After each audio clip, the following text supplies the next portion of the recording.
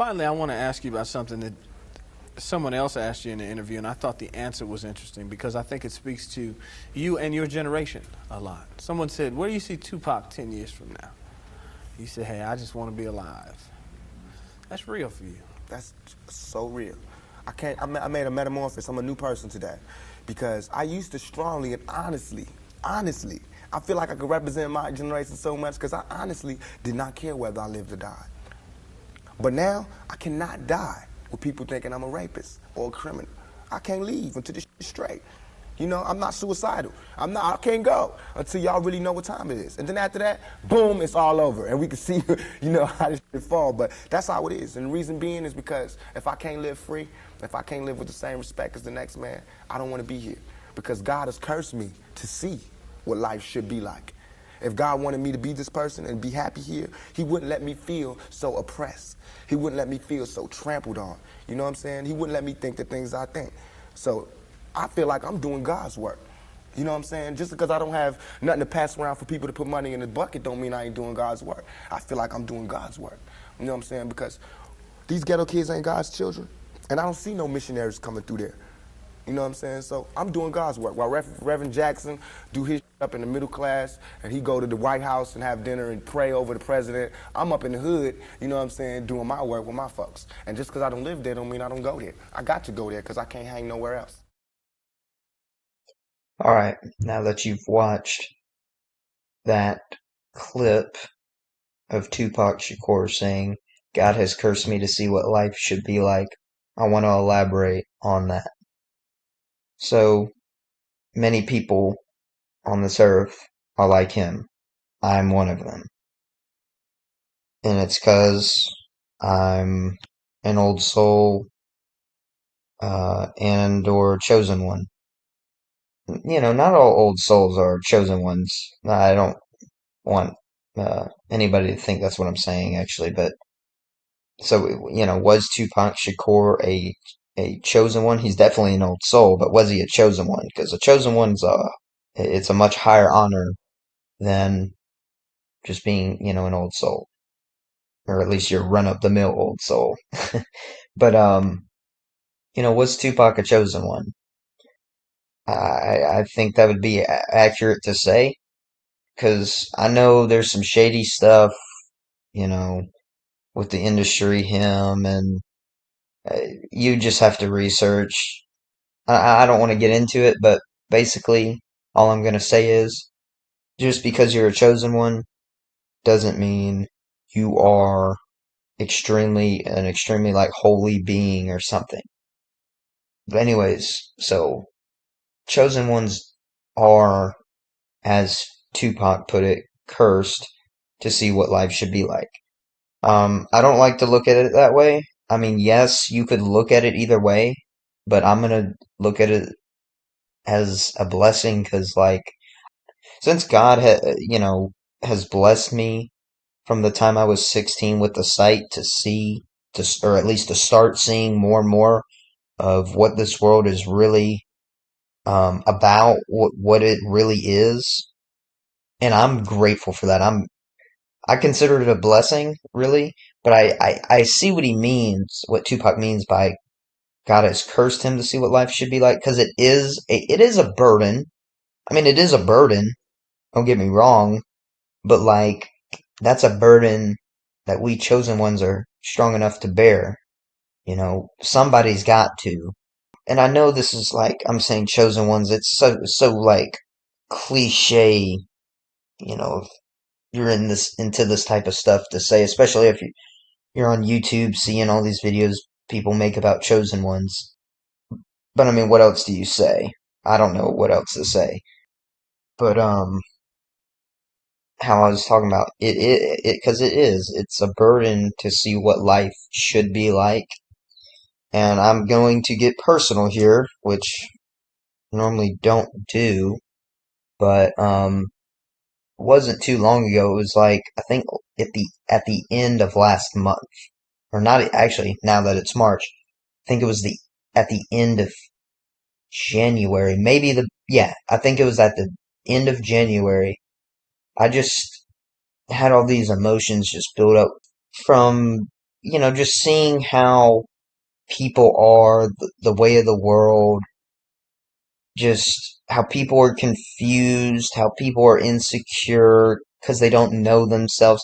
When you just see like all just the little things, how the little things add up, and you can come to these conclusions about people just seeing what their internal state is. And that just like built up in me, and for a little bit, it was like a few days, I was just, and again, this was like at the end of January, I was just feeling very weighed down, very, like I was just carrying like a load on my back. And, I'm an empath, being an empath, you just take in a lot, you just take in a lot of what you see and the sadness that the world just reeks, and I knew I had to cry it out. I knew I had to cry it out. And eventually I did, but there was I think one or two times I tried to force it out, like, so I could just move on with my life and just go forward positively. Can't force it out. Can't force it out. It's got to come in its own time. And then eventually it came out. I was just about to text somebody, and it just came. But yeah, and I started crying, and I was just repeating over and over, the world is just so sad, the world is just so sad, the world is just so sad. I was repeating that. I didn't cry for that long. I didn't cry like a shit ton. Definitely cried enough. But yeah, crying is therapeutic. And after that, it did feel like a weight was lifted off my shoulders. There's times where I just like wish when I see somebody. Some people I don't feel bad for, some people I do. It just really depends on the situation. But like, if I see somebody confused, like insecure about themselves, being consumed by illusions, people not looking at situations how they should look at them, I wish sometimes I could just give them the sight that God has gave me, and they could be fine. But that's how they learn. So I know that. I know that's how they learn because they're younger, they're a younger soul. That's how they're gonna learn, and eventually they will become like me as an old soul, as a chosen one. Because I've been saying chosen one, we're all chosen, okay? We're all going to, this is just my time right now. Like I've told people before, this is just my time to be a chosen one. You younger souls that probably, if you're watching, that don't even understand what I'm saying, you will understand what I'm saying at a later time, okay? Trust me. You will. Everybody's time will come. Nobody's truly better than anybody. I understand that. I'm not saying I have 20/20 vision either, okay? I'm not saying, you know, I'm perfect or I can see every situation exactly for what it is. I'm not saying that. It's just I know with certain situations that people get themselves into, like I would never look at the situation how they look at it because I have a better understanding of how things truly are than the average person. It frees me from a lot of the illusions that the average person, that is a young soul, it frees me from a lot of the illusions that they get consumed by. So that's why, like, yeah, like Tupac, I mean, he said God has cursed me to see what life should be like, but that's why I said I look at this as a blessing. I used to think, I was cursed. And I mean, really, you could say that, but like, that's not how I look at it now.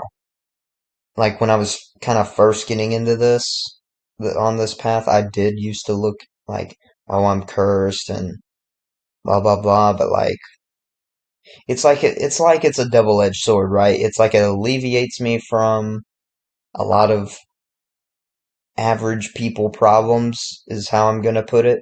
But at the same time, it it adds problems that average people don't have to face. So it's a double-edged sword. That's why I say it is a burden, don't get me wrong, but I'm going to look at it as a blessing. And that's what I've been doing for at least a couple years now, or something like that, a year and a half. 'Cause, just as I evolve more and more, I'm just more and more about transcendence. But yeah, I think that's all I wanted to say for this video. So, yeah, thank you guys for watching, and I'm out. Peace.